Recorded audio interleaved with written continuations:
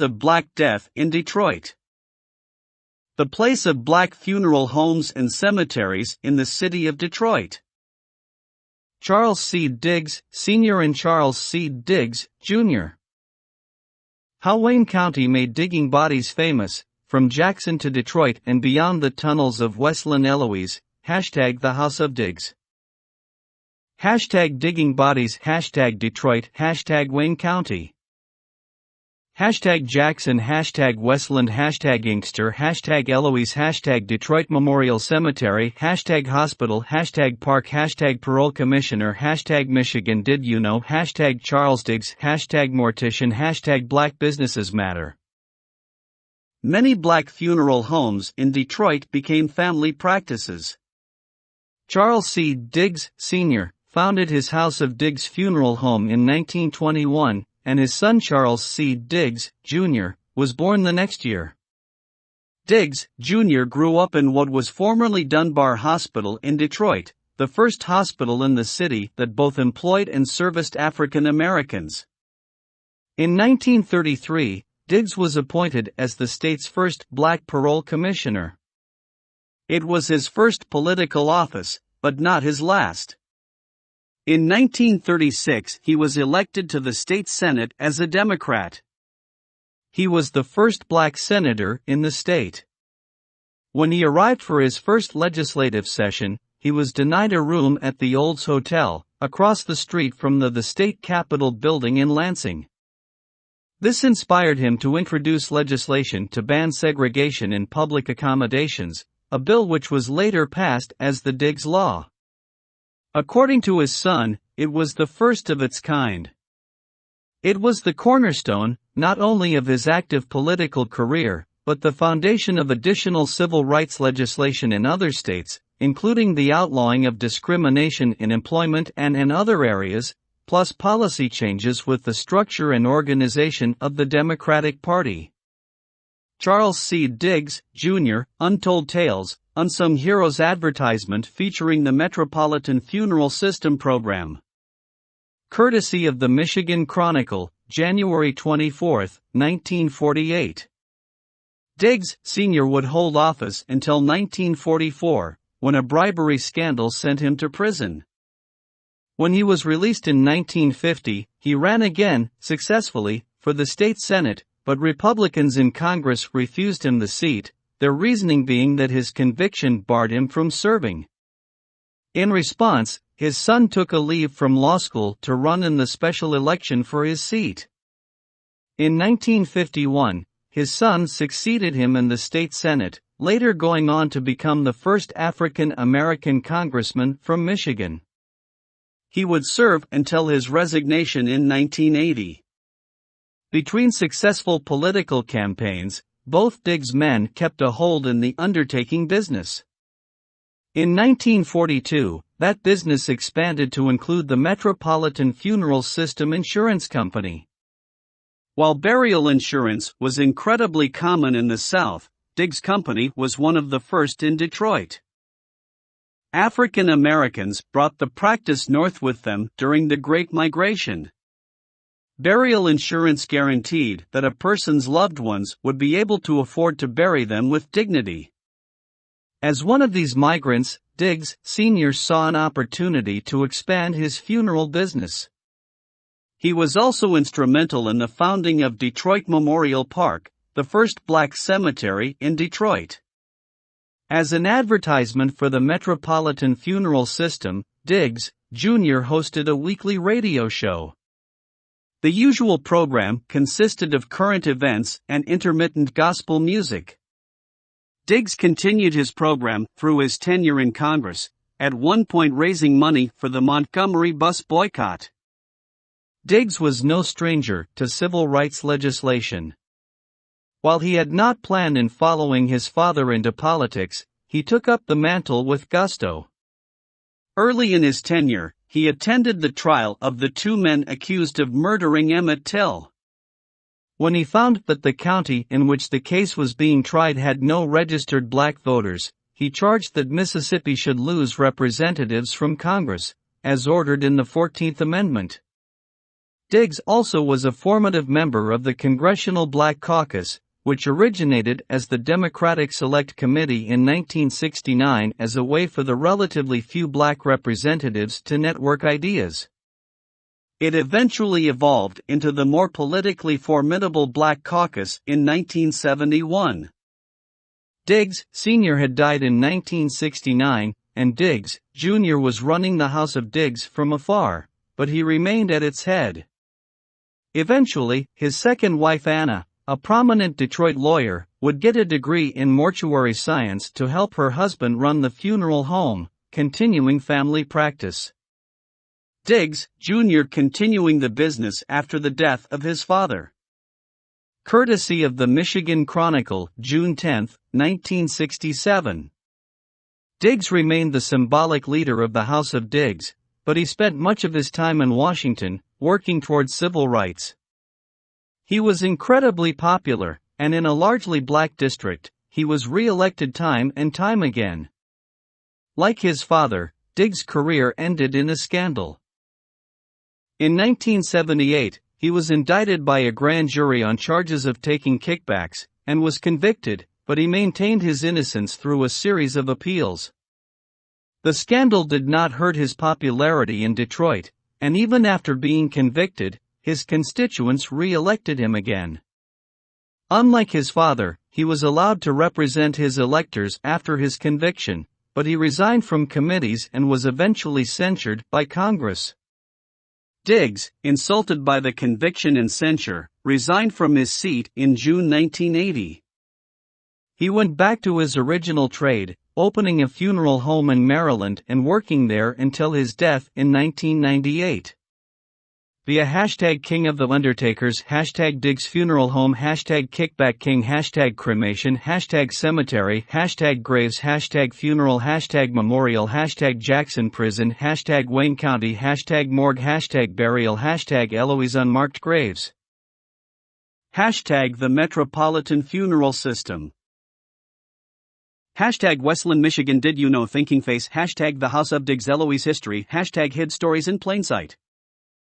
Eloise Cemetery was the name applied to cemeteries used by the Eloise Hospital Complex located in what was then Nankeen Township in western Wayne County, Michigan, and is now Westland, Michigan. The patients buried in the cemetery were from the Infirmary Division, the William P. Seymour General Hospital, the TB Sanitarium, and the Eloise Hospital Psychiatric Division. The majority of burials were from the Infirmary Division, which was the largest of the three divisions, housing up to 7,000 patients at a time. Most burials were of adult males, but there are women and a few infants and children.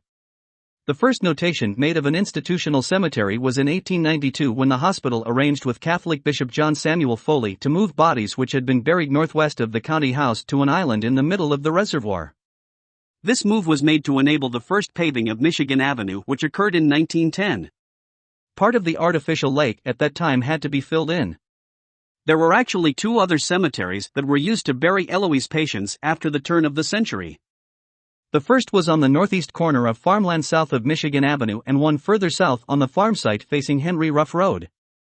The second cemetery is surrounded by pine trees and is the one used from 1910 to 1948. In effect, this was operated as a potter's field that is a publicly run place to bury the poor unclaimed dead at the public expense. In the early days, patients were buried by inmates or employees of the institution. In 1937, the contract was given to Charles C. Diggs, Sr., who founded the House of Diggs, reputed to be Michigan's largest funeral home at one time, and a politician, to handle burials in the cemetery and transfers to Wayne State University School of Medicine as state law mandated that these functions be handled or supervised by a licensed mortician. Charles Diggs, Jr., then 15 years old, would drive his mother from Detroit to the morgue, which was a red brick building at Eloise called the Roundhouse because of its shape, and they would prepare the body for burial.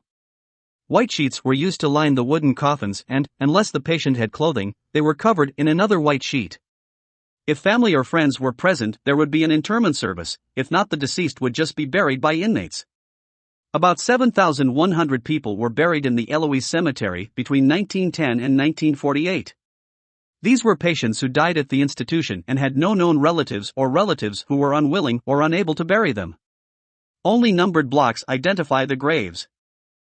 After 1948, all unclaimed bodies were sent to the Wayne State University College of Medicine and no further burials were made there.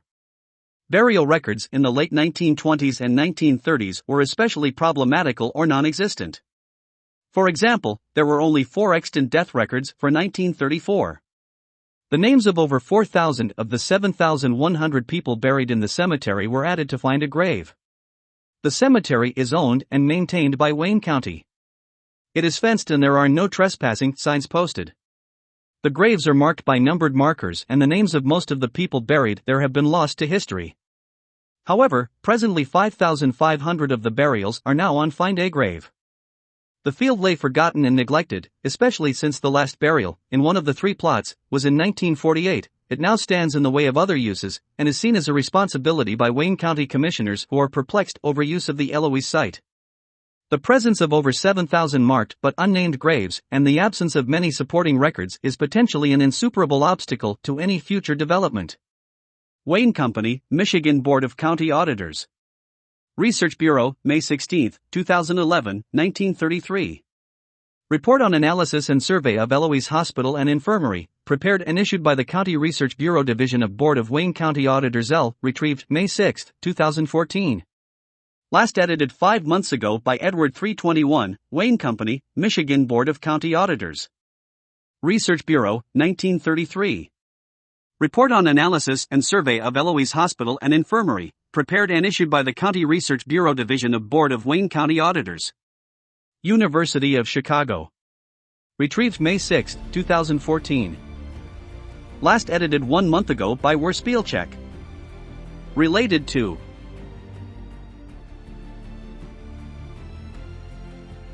Charles C. Diggs Jr., co-founder of the House of Diggs. His father was Charles Coles Diggs Sr., January 2, 1894 to April 25, 1967, was the first African-American Democrat elected to the Senate of the state of Michigan. He was rooted in his family's business, the House of Diggs, which at one time was said to be Michigan's largest funeral home. Diggs was father to politician Charles C. Diggs, Jr.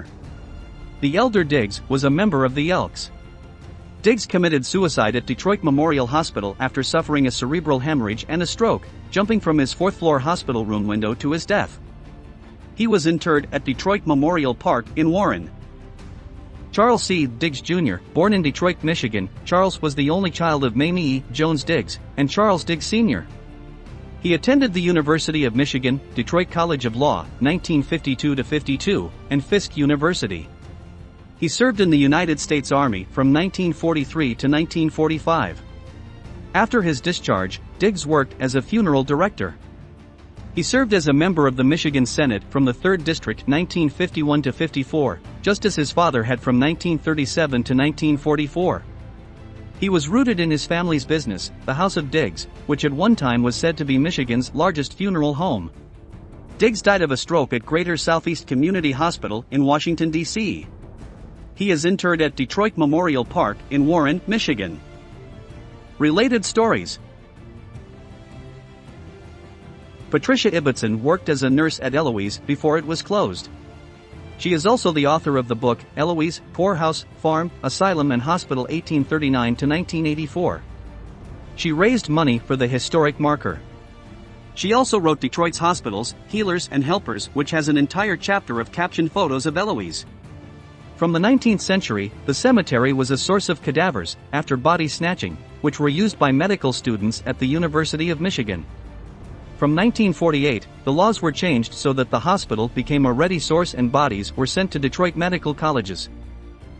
The names were obtained by going through the death certificates on Seeking Michigan website and going through original death certificates in the Burton Historical Collection of the Detroit Public Library. In addition, there were ledgers kept by the hospital on deaths of patients used to record names of some burials. Under Michigan law, disturbing a grave site or cemetery is a felony. There are substantial procedures concerning moving or abandoning a cemetery. Cemeteries are protected by Michigan law, and disinterment is prohibited and reinterment is strictly regulated, with requirements for notice and an opportunity to be heard, and for just compensation if there is an objection. For more additional research and resource information, please visit State of Michigan Death Records at https://www.michigan.gov/search.